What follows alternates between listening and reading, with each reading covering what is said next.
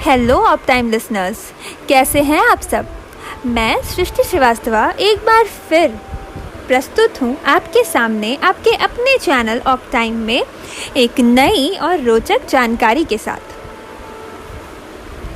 भारत को इंडिया क्यों कहा जाता है? भारत को इंडिया क्यों कहा जाता है, इसके पीछे एक रोचक इतिहास है। भारतीय संविधान के पहले पेज पर ही लिखा गया है कि भारत एक संघ है और इसे दोनों नामों भारत और इंडिया से पुकारा जाना चाहिए। दरअसल भारत को इंडिया कहे जाने का आधार सिंधु घाटी सभ्यता और सिंधु नदी से है। दुनिया की बड़ी नदियों में से एक सिंधु नदी जो पाकिस्तान, चीन और भारत में बहती है। इस नदी को संस्कृत में सिंधु और अंग्रेजी में इंडस कहा जाता है।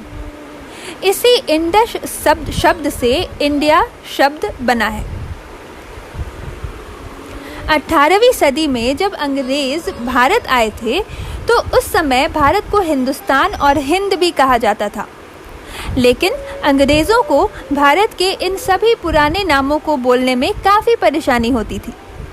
जब अंग्रेज़ों को पता चला कि प्राचीन सिंधु घाटी सभ्यता को इंडस वैली और सिंधु नदी को इंडस नदी कहते हैं, तो इसके आधार पर अंग्रेज़ों ने भारत को इंडिया नाम दे दिया।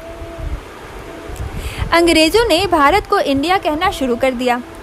इसके बाद ब्रिटिश काल में इंडिया नाम काफ़ी प्रसिद्ध हो गया।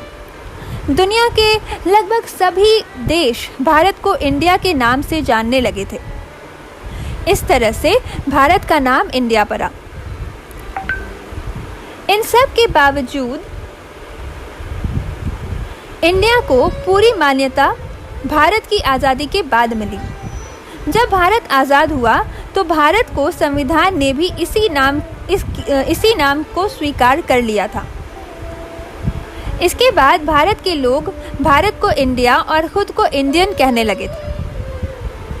एक अन्य मत के अनुसार जब अलेक्जेंडर सिकंदर भारत आया था तो उसने अंग्रेज़ी में हिंदू का एच हटाकर देश को इंडू नाम से बुलवाना शुरू कर दिया, जो बाद में इंडिया बन गया। वैसे संविधान में आज भी हमारे देश का नाम भारतवर्ष ही है। तो आज के लिए बस इतना ही। ऑफ टाइम सुनते रहिए। Thank you.